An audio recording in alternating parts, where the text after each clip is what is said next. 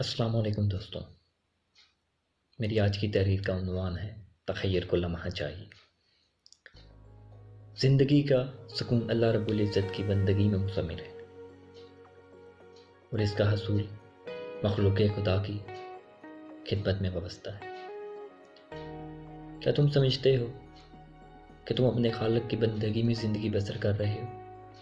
مگر میں نہیں سمجھتا کہ ایسا ہے۔ یاسر بڑی شفقت سے بولے جا رہا تھا کہ عابد نے اسے ٹوکا، بس کرو اپنی بات سے، میں سن کر تھک گیا ہوں۔ آئے روز بندگی خدا، غریبوں کی عزت، خود میں آئیسی، کیا ہے یہ سب؟ کیا ہماری کوئی اپنی خواہش نہیں؟ اگر نہیں تو پھر خدا نے ہمیں پیدا کیوں کیا؟ عابد کے لہجے میں خف کی بازیاں تھی۔ کفر مت کرو بندہ خدا، نہ جانے کب تمہیں ہدایت ملے۔ یاسر نے جواب دیا۔ یاسر و عابد میں یہ بحث اکثر جاری رہتی تھی۔ اس کی وجہ ان کے مختلف خاندانی پس منظر تھے۔ دونوں مکمل طور پر اپنے خاندان کی عکاسی کر رہے تھے۔ یاسر نے ہمیشہ چاہا کہ وہ عابد کی اصلاح کرے، مگر عابد نے ذرا برابر اس میں دلچسپی نہ لی۔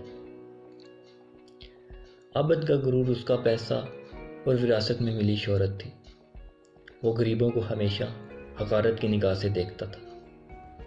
اس کے بس میں نہ تھا، وگرنہ وہ غریبوں کو زندہ درگور کر دیتا۔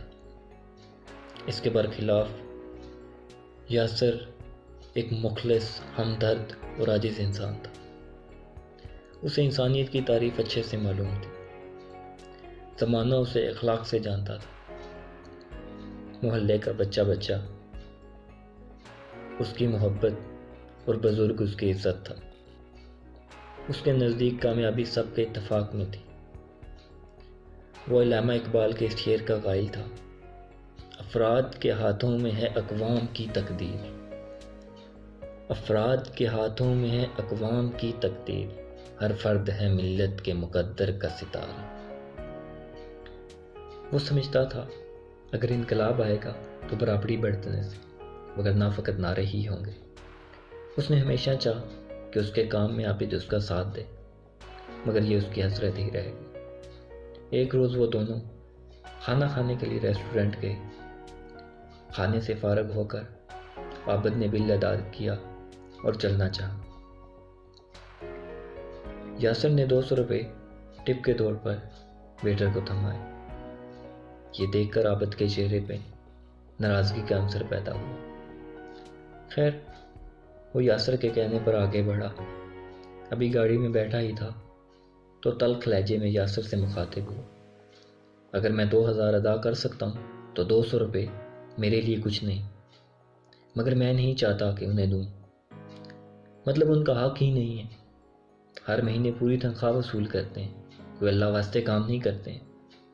عابد ایک ہی سانس میں ساری باتیں کہہ گیا۔ یاسر خاموش رہا اور منزل کی جانب روانہ ہوا۔ جب عابد کا غصہ قدرے ٹھنڈا ہوا تو یاسر اس سے ہم کلام ہوا۔ نہیں معلوم اتنی نفرت کہاں سے پیدا کی۔ وہ بھی انسان، ان کی بھی ضروریات، وہ بھی زندگی جینا چاہتے ہیں مگر فقط گزار سکتے ہیں۔ 200 روپے سے میری تمہاری جیب پر کوئی فرق نہیں پڑتا، لیکن یاد رکھو ان کے گھر میں عید کا سا سما بن سکتا ہے۔ خود کو اس کی جگہ رکھ کے سوچو، اگر 500 روپے کمانے والا رات کو 200-300 روپے زیادہ لے جائے گا تو اس کے بچے تمہارے حق میں ہمیشہ دعا گو رہیں گے۔ پھر سے وہی واز عابد نے خاموش کرانا چاہا، مگر یاسر نے گفتگو جاری رکھی۔ یہی لوگ ملک کو ترقی پسند بنا سکتے ہیں۔ ترقی کے حصول کے لیے انہیں ختم نہیں کرنا، بلکہ ان کو سہارا دینا ہے تاکہ کل یہ ہمارا سہارا بن سکے۔ ان کی ترقی کے بنا ہماری ترقی ادھوری ہے۔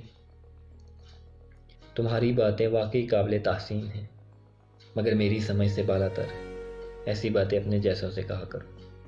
عابد نے مختصراً جواب دیا۔ یوں ہی وقت گزرتا رہا۔